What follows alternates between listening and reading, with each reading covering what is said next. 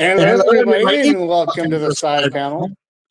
I know this is really loud and annoying, and I'm working on it. There you go. That should be better for all of you now. I apologize. I am AJ. That's Joel. Hey, guys. We are here coming to you from somewhere in the Inland Empire on this not so hot day in June. It's been pretty nice, actually. Been pretty nice the past couple of days. We've been enjoying a nice little cool breeze while you guys are all out there sweating your asses off, and we're laughing at you. Today, for the side panel, we are doing an unboxing. More unboxings. What do you got, Joel? So I'm going to be unboxing the Hasbro G.I. Joe classified line S.A.W Viper. And I brought with it a little something to talk about. The actual issue of G.I. Joe Real American Hero. It's the first time you see this character. I'll say a little bit more about that in a minute, but we'll also real quick show what AJ is going to open as well. I have MB-25 Master Builder Fans Hobby AeroBlade, which is heavy. First thing I noticed when AJ handed this to me, this box is a brick. So this was Wing Saber from Hasbro. It has been renamed AeroBlade as a reproduction of their line from their Armada line. This also is a combiner. Is a combiner piece, which I will not be able to show you guys today because I didn't have that. But I did get this part, and I'll be unboxing it. But first and foremost, we start with Joel because he is a simpleton. I'm about to open box that. Yeah, he likes to open the boxes. All right, let me see. Give me that old shankaroo. And I'm gonna pop this open. So while I'm opening this real quick, I'm gonna talk. So the S.A.W Viper actually originally came out in 1990. Kind of a wacky character looking initially, all purple, kind of a deep, wine color. Came with the gun that he came with was supposed to be super awesome. I'm not going to read you the entire file card from memory, but it was a weapon that was cooled, so you could unleash crazy amounts of ammo from crazy distances, and generally could lay down heavy fire from super far away. So he's a heavy weapon support character. So even though the character was originally released in 90, what makes this guy significant, okay, which there wasn't just one, there was a bunch of S.A.W Vipers, but in this issue of G.I. Joe Real American Hero, the first time that the character shows up, it's a pretty significant comic. I don't want to ruin it and spoil it for you guys if you actually try to find it. This is issue. I think we're at a point now where you can ruin it, spoil it, because it's been out long enough. I'll tell you enough. So it's been out a long time. It came out in 91. So the figure came out in 90. The comic came out in 91. This is 105. So what happens in this issue, which is a big deal, is first off, very rarely did the writers, did they decide to kill a G.I. Joe character? Because, I mean, they're loved by a lot of people. It's kind of hard to choose who to bite the bullet. But so they decided on almost rarely ever doing that to knocking off 7 people plus in this issue alone. What I will tell you, which is relevant to the box itself, is the first person to bite it in this comic is Doc, which is a major character. Like I said, I don't want to tell too much. I can tell some about the story, but it is a good comic. There's some comics you need to read leading up to it and obviously after, because there's more going on here than just the death of the Joes. There's a bunch of problems. Cobra Commander said, hey, basically told the groups that had them, his Vipers that had them hostage, to just handle them, just get rid of them. They interpreted that as get rid of them. That's not what he actually wanted. So there's some issues between the bad guys too. And so there's going to be some hell to pay for that. Cobra Commander actually didn't want the backlash from the Joes from killing any of them. But so people took upon it to handle it. And the S.A.W Viper is one of them who was all about it, who did it for just a little extra pay. And he was totally all about it when most of the other Cobras didn't want to have anything to do with actually killing the Joes. Interesting dynamic. Little history background there. Mm-hmm. So, which is weird because it's always been an interesting thing. They fight each other, but when it comes down to comics or cartoons, certainly the cartoon, nobody was dying on screen. But what's interesting about this box is that you turn it around and there's no accident there. I'm going to zoom in very, very close. If you look down in that bottom corner here, there is a helmet. Now that helmet is it's Doc's helmet from the classified line. So I'll just kind of let AJ zoom into that a bit so you can see it. So that is in fact Doc's helmet. There's no jokes about it. You know, there's no way you can confuse it. Also, his glasses with the green tint are also seen right next to the helmet as well. So there's no mistaking that that was absolutely planned. So anyway, I'm gonna go ahead and open this guy up and see. So I had the 91 figure. I do remember it was a figure that I actually did get off the shelves when it came out. And I thought it was pretty cool, even though the gun itself was ridiculous. It was, I want to say, either the same height, if not bigger than him, and completely cumbersome and unrealistic in any way. But it was a big, giant, badass gun that did have a belt of ammo that fed to his backpack. That's pretty much all he came with. I think the gun might have had a bipod in the front. He didn't come with a lot, but again, was a very interesting character. I will say right off the bat, they did nail the color really well off of memory alone. Let's see, AJ here. Let's help me get all these little goodies out. I'm gonna show them a bit. So he does come with an exposed face. I want to go ahead and laugh and say that's almost a Batman face when you say AJ. We got some eyes, we got some nose, and he has neck protection, you know, for flak. When you stick the helmet on, which fits really well in the flak armor, and he looks like he looked. The green visor is excellent compared to what I remember the figure looking like. He's bulky, he's beefy. In front of the original figure, it had what would look like a lot of areas for ammo pouches, even though he had a belt-fed weapon. Still had some extra stuff. I mean, they can knife. Oh, there you go, buddy. So right off the bat, even though on the box SAW, which on the original card does say they wrote semi-automatic weapon, which is confusing about his actual information and file card data because he's supposed to be able to lay down fully auto with accuracy from a distance. But he came with a pretty wicked. It's fabricated. I can't tell you that I can recognize it from any real specific weapon. It's fabricated from the SAW, which is a squad automatic weapon. Very loosely. The SAW is M249 is the nomenclature, and it's basically kind of what it looks like. The SAW is a miniature version of the M60. Yeah. And it was designed to be a more portable version of the M60.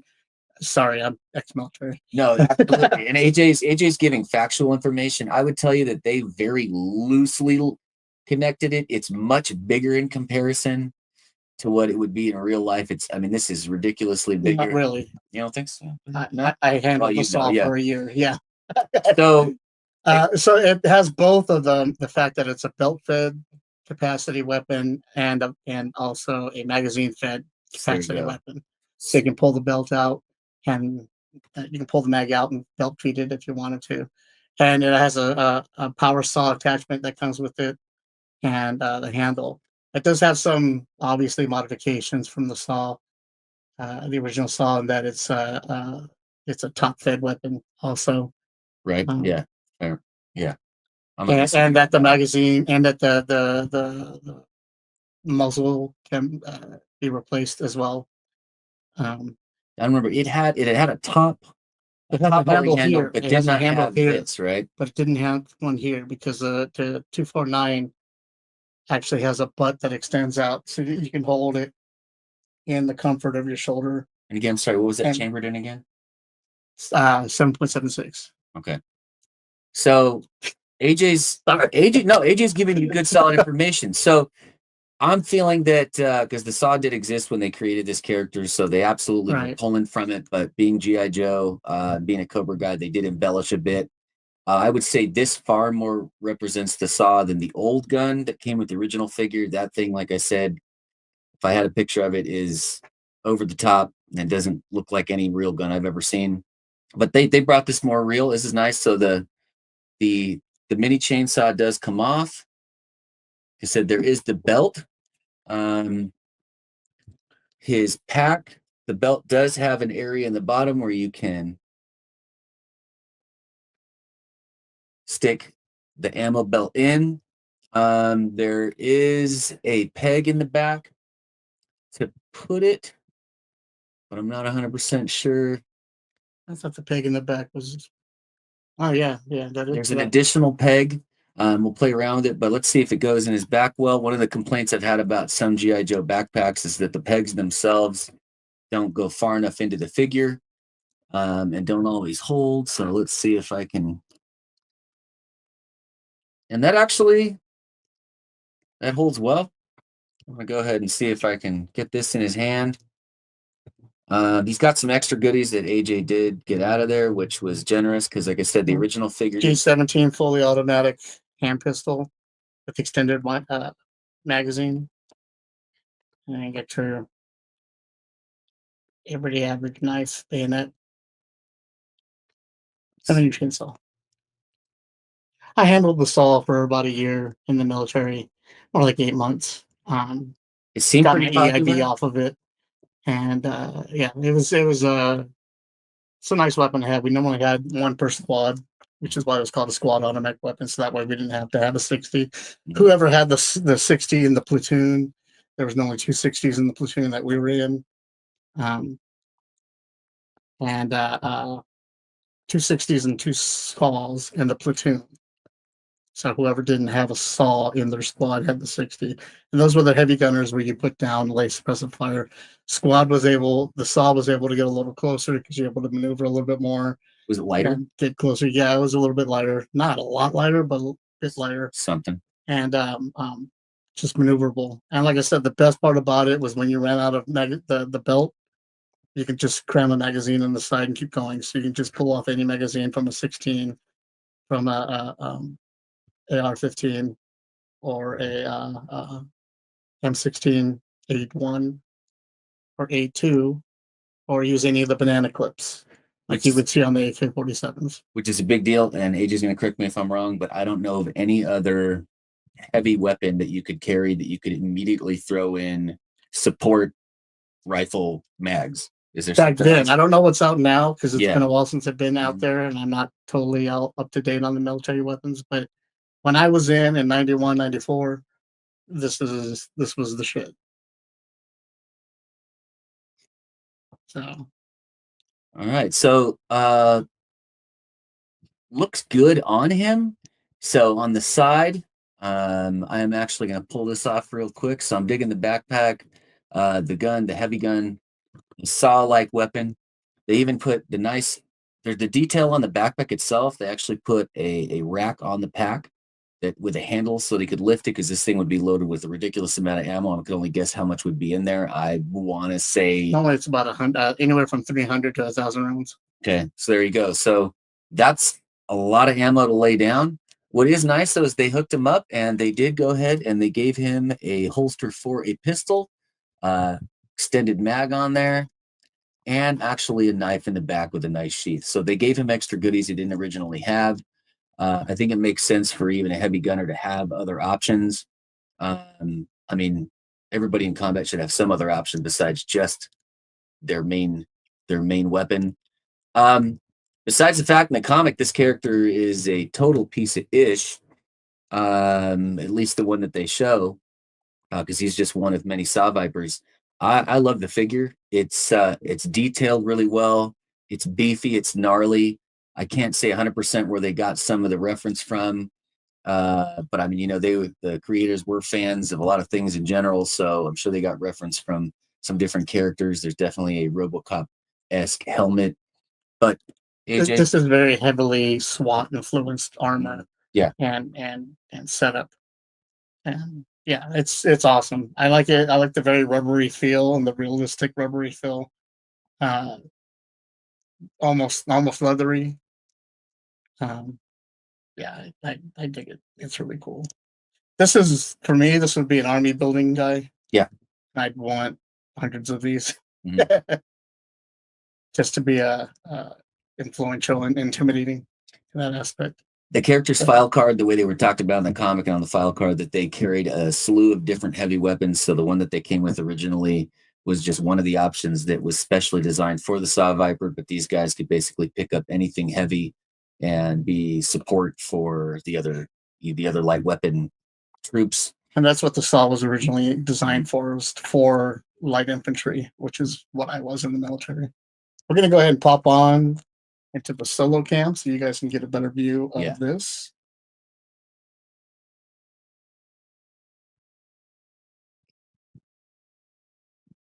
So help you get a little more light in there. Some lights in here.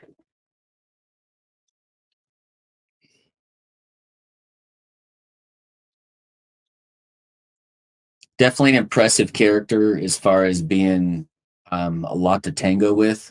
I don't have comparison of him next to another Joe figure, but even if he's not taller, I'll just definitely tell you he's definitely a bulky figure.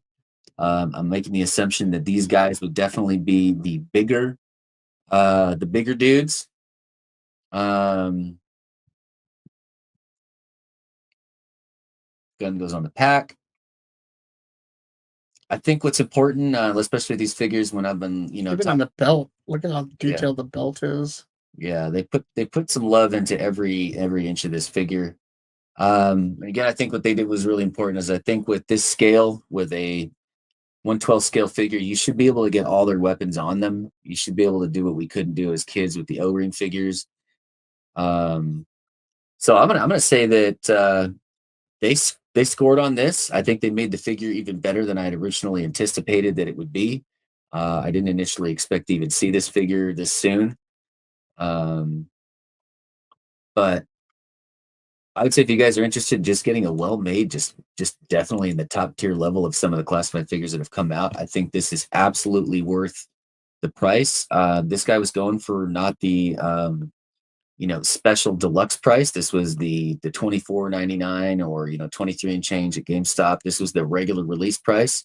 I think it's worth every penny of that.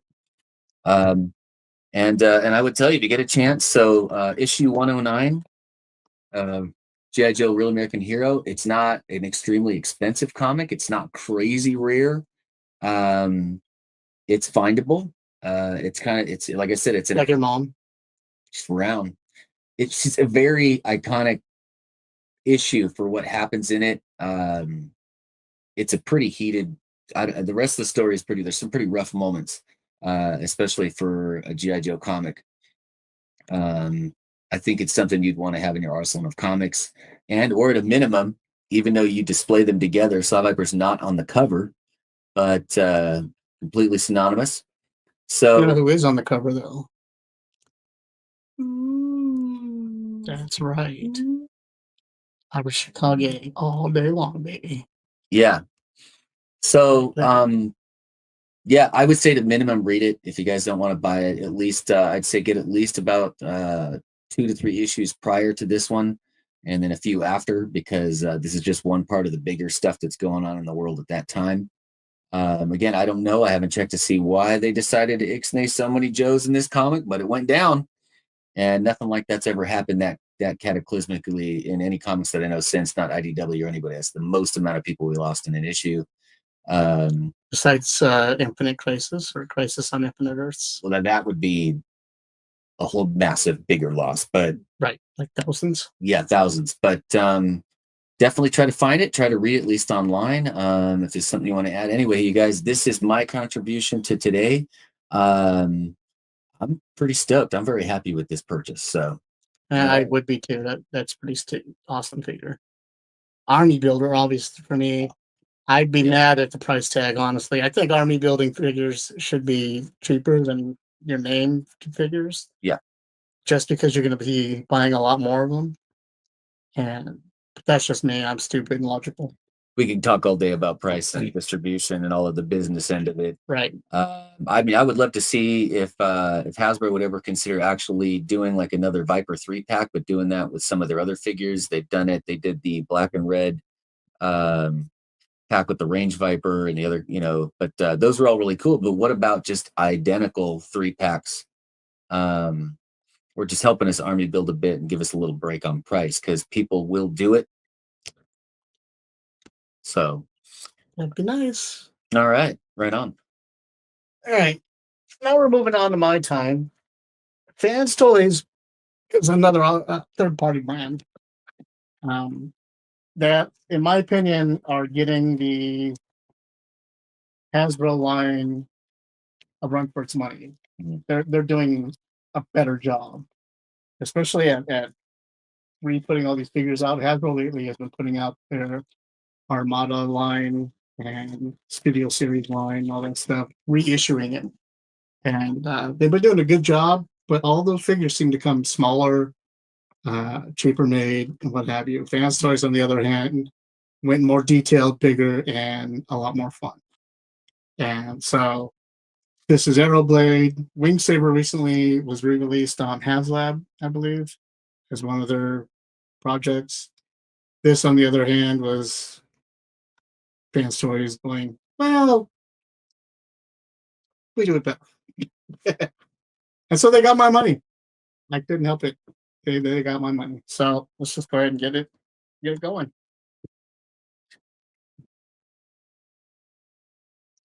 Off the bat, the box is already impressive. Fans Toys boxes always harken back to the original style. Um, and that's really cool. In that they show all the stuff on the back. This is what it transforms into, and this is how many steps it's going to take, and how cool it's going to look, and blah, blah, blah, blah, blah, blah, blah. So that's what you get from here. Which is a big deal, because I mean, I still think on a box is a big deal. It's going to give you. I don't care. Everybody says don't judge a book by its cover, but you know how many times have you walked by and looked at a book because you saw the cover? Everyone that Fabio was on. Every single one. Get a deep study on that. Yeah, that thing was moving quicker than I could. Yeah, I'm gonna slow that down.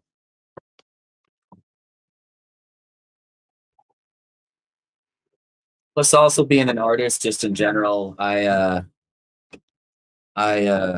partial to wanting good box art. Not gonna happen, you guys. Half of the show is watching us maneuver around all of our toys.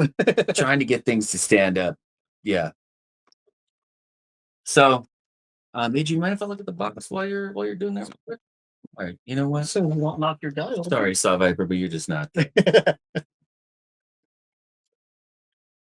So yeah, the box is a mixture of photography and then also background art behind it.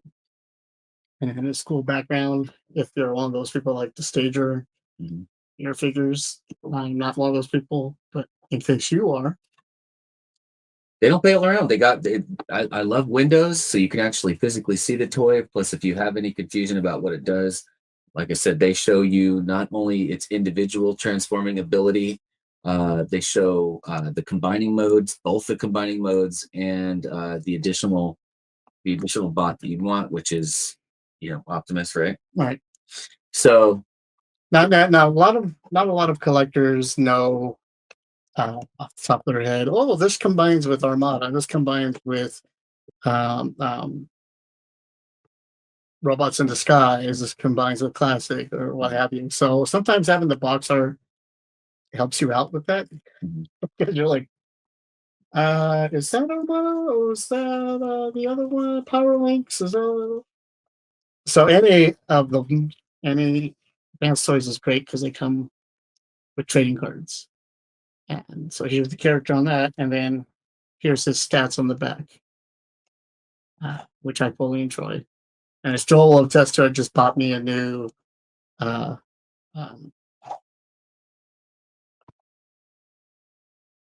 album.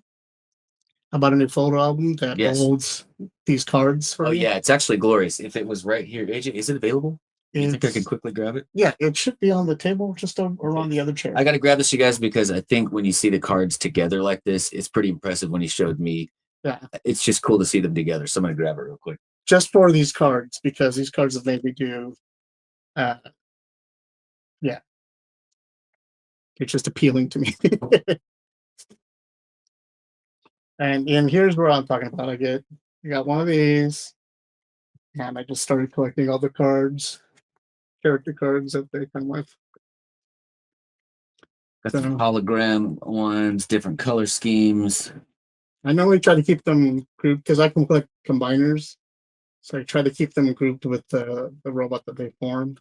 And it's a really interesting mixture between companies and just everything because Yeah. some of them are photos and then really cool art behind the photo of the actual thing. Sometimes it's art of the character. But I'm glad you guys get to see that all together. They're really impressive to see them together, just like cards, Just like trading cards and stuff. And yeah, and I think that keeps me out of the trading card game. yeah, which is a dangerous world. I think a lot of us maybe started there years ago. Yeah. I remember after baseball cards, basketball cards, and football cards. The first thing I ever had was the first Marvel Series 1 with the white border. Those were a big deal at the time. Still have them. Don't know how much they're worth at the phone. There was those Marvel ones, and then we were playing Wyvern. We were playing Magic the Gathering. We were playing Cards blew up. I'm all trying to those think. games. Do you remember the first time? I was like, gosh, I don't remember if cards were really making much of a visual in the 80s, but definitely by the 90s. In the 80s, it was more RPGs. You had Kurtz, and you Yeah. had D&D coming out, and you had Marvel Alliance and other stuff like that. And then the trading cards started coming out toward the end of the late 80s, 90s with Fatal Attractions and all that stuff. But I think most of them, I guess, like you're saying, were again mostly game related, right? Versus just the trading cards in the world of comics and other characters, just for the sake of collecting those series. Masterpiece series, if you guys are aware of what those are, but the Masterpiece series is one of my favorites. Every single card was meticulously, the art was painted. Really fabulous series of Marvel cards. I've got an Optimus head in here. Bam. Yeah, we'll bust him out, take a peek. A little bit. Let me get the. So right off the bat, because I said earlier, the box is really heavy. AG, this thing as heavy as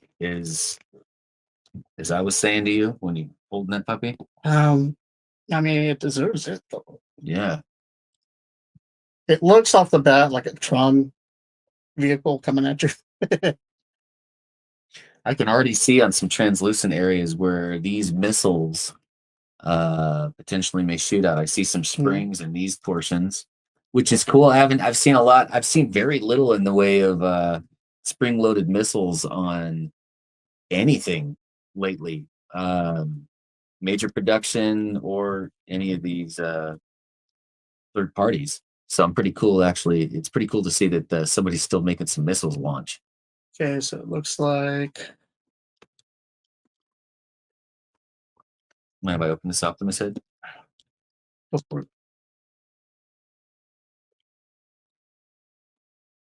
Oh, let's not see that. And I'll say it was pretty easy for AJ to get it out of the clamshell. It was like a double piece, so you got a base piece and a top piece. So it wasn't miserable to get out. You're not cutting 1,000 little rubber bands or untwisting anything. So it came out of the box pretty nice. It has landing gear. I have to pull off the landing gear. So the Optimus head, you guys can see, is pretty true to it. I mean, I'm digging it. Details what it should be. They did a nice job on the yellow eyes. The paint application is perfect.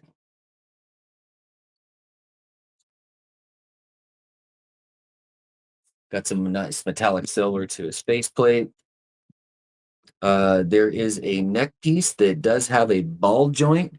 So though it's not going to have crazy ability for moving, it should still go up and down a bit and be able to turn pretty well. Nice. And like I said, got some missiles to shoot. They look pretty cool. They don't look obviously meant to click in to anything. They just look like there's even fins on the front kind of warhead end of it. Tiny little fins. These are nice. And then this is airplane mode. Mhm. So as you were saying, the missiles go in here and shoot out. Mhm. Um, got the jets in the back, everything. More ports for shooting, more guns here. And this is basically how it would go. So AJ, how does it compare visually, at least, to the And older one? I never had the older one. Okay. Um, but from what I can tell, I think I'm already liking this more than the older one, more than all the other ones. But that's only because these are bigger, more detailed, and sturdy. I can already tell, like I don't. It's gonna take a minute to break this. Yeah, I think you guys can really see. So it actually does have a cockpit in the front. The whole idea of it being like a legit big flying plane, you got the landing gear fold in, you've got the landing gear, the big long landing gear piece in the front. I believe that Yeah. separates. It also goes in. It splits and comes into one. Yep. I'm gonna break my nail trying to do. There we go. Folds up. Right on. And And like I said, in the very, very two. front, there is straight up a little tiny cockpit with what looks like actual little windows. Let's see if I can show that. Let's see if I can, you can see that right there. Boop. And looking over the instructions, I can tell that the transformation sequence would take all of like 5 minutes, which I'm not going to do here because I don't want to bore you guys.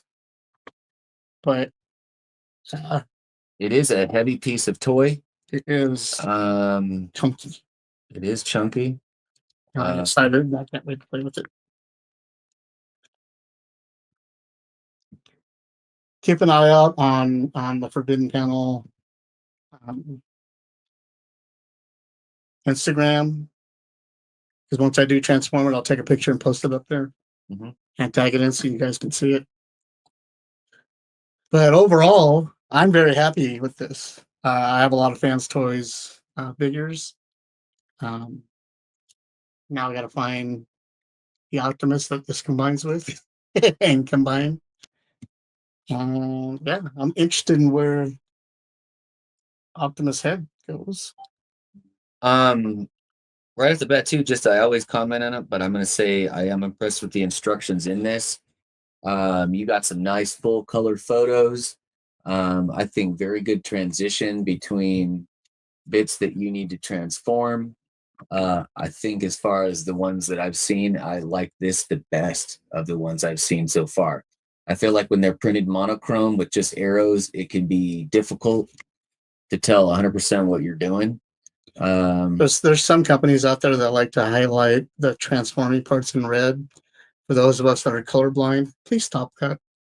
Yeah, I would say honestly, full color is always going to impress me. But I mean, really, when it comes down to it, the instructions serve one purpose: to help you transform it. So, however Right. they can do that, it should help it be a little more intuitive for you. And this one, I'm digging it. It's just a nice thing to have with it. It's just, And I like in the back too. It shows again the it should be in plain mode and when it's going to be like in combined mode. So and where to follow all the places and everything. Um, I really like that. every inch of it's got good paint application. I don't see any flaws. Honestly, it looks fabulous. It looks amazing. And it looks like each piece was just a blue piece, like that colored plastic, as opposed to it being having been painted. This was a white piece. This was a red piece and blue piece. And oh, mine has a little chip. A little chip. Right there.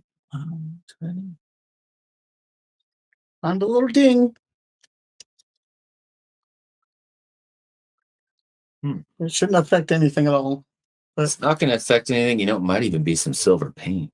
You might even be able to get that off. Well, with further review, we'll look there. If anything, I'll just say it's battle damaged. Yeah, there's a tiny little issue there. I think it might actually just be a little bit of over silver paint, but who knows? But it is minor. I will say the rest of it, minus that, is still Meticulous. pretty well done. And like AJ said, I think I like it better when the plastic is the color it's supposed to be with some paint application on it versus it being one color and then fully painted. There's nothing worse than getting a scrape and you see the base plastic Or underneath. fading or diluting over time or just anything like that. This way, it is easier for you to touch it up. You might be able to find the exact same color for just the touch-up portion. Just Find a blue Sharpie. chrome, black. But it is a heavy piece of robot. Everything Fans Hobby makes is a pretty hefty beast, and I appreciate that because, unfortunately for Fans Hobby, I've come across a couple figures that don't stand up to multiple transformations, and that's because the plastic keeps crumbling. But it's on always the minor little parts that get like heavy rotation or heavy movement that you would be using it for. Um, but other than that, their stuff is really good quality, heavy stock stuff.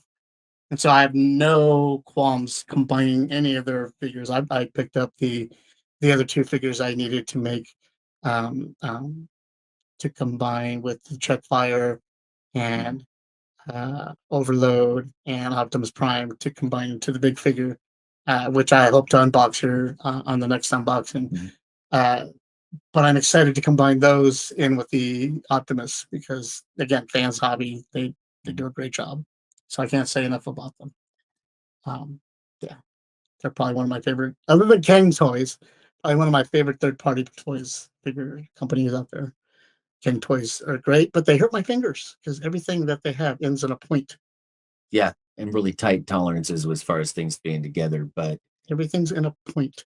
yeah, but I will say, at least just only when I got here, and Point. AJ said he didn't have too many before, but I haven't been on any of these episodes where we've actually opened a clunker yet, where it was a flat out hard stop, don't do it. I haven't gotten there yet. Luckily, I know what to spend my money on. Yeah. But I'm one of those idiots that do heavy research. I watch these videos, I watch other people's opinions, I read reviews, and I take he's trying to find a way out. Transformer Ghosts. He just saw all his competition. There's a lot of competition in here. You guys can't see. You only see us. You don't see. If toys were to come alive and attack us, we would be screwed. We're so screwed. The onslaught of Transformer destruction on our bodies would be crazy. But I'm just excited for this figure, and I can't wait to see more of them. And I can't wait for you guys to see more of what we're going to do on the shows coming up. Got a lot to transform, a lot to show, a lot of things to unbox still. But again, hey, today was another score. I think both of these pieces. Again, not being a full bore collector of Transformers, I've loved everything AJ's gotten. I would totally buy any of them. And I'm going to seduce him with some more Transformers after our show's over. Wonderful seduction. And today, as far as Joe figures, which I've opened a couple together, I think this might actually be one that if AJ was to receive it as a gift, I think he would totally enjoy it. I'm loving I believe it's a classified line that you've been bringing. It's a classified line, yeah. I've been loving the figures and the articulations and details and everything that's coming out of them. Better than those O-ring figures that we grew up with, definitely. I wouldn't know how to play with them, though. Like, if I were to get these figures as kids, I'd be so intimidated and afraid to break them that I would just have to pose them. Luckily, they're actually pretty tough. I think it's been pretty good. Most of the plastics that Hasbro's been using have been a little more on the rubbery end than the hard plastic end. So if kids wanted to play with these, I'd still tell you, yeah, you could get these for your kids. They might lose knives and weapons and stuff like that, but so did we when we were kids, and our figures rarely could put much on them. Only, handfuls of figures you could put a weapon anywhere. So I think these are definitely more aimed at the adult collector, but honestly, toys don't survive if you don't get your kids caring about them, just like these Transformers that AJ's showing us. These are definitely for a slightly older kid. I would say you're starting minimum 9 or older with an adult working with them. Which is what's great about the Hasbro line, because those are aimed more for children and can put up with some of the destruction and durability of multiple transformations at one time.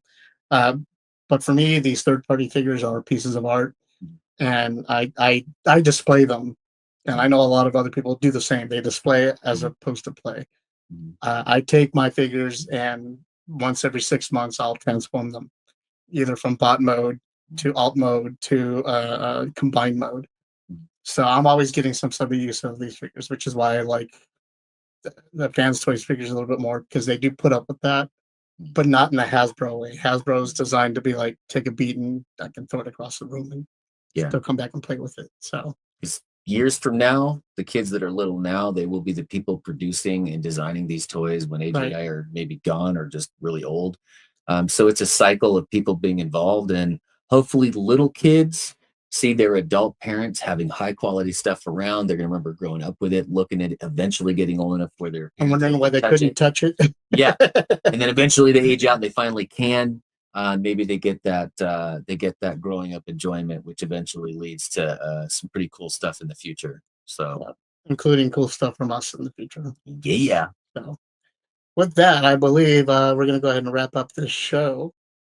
Thanks everybody for tuning in. Thank you, Joel, for joining us. Thanks for having me and being a part of this. So once again, real quick, we did Fans Hobby AeroBlade, which is their version of the Star Saber, and the G.I. Joe classified line S.A.W Viper. All of them can be found at your local store. And if you check out our Instagram or any of our other social networks, you'll find pictures of these, as well as links to our other videos that you can check out. And one last plug before we go. Again, please, you guys, try to support the mom and pop shops, comic shops, toy stores, anybody in any state. I don't care if you're getting it online from them or they're local. Right now, things continue to be difficult for these shops due to climate, financial, and whatever political climate. But so just support them. They're trying to keep bringing you the stuff you want. Okay. All right. All right, guys. See you guys next time. I'm horror and comedy author Rick Gualtieri, and when you're not assaulting your eyeballs with my books, you should definitely be making sweet love to your ear holes by listening to the Forbidden Panel podcast.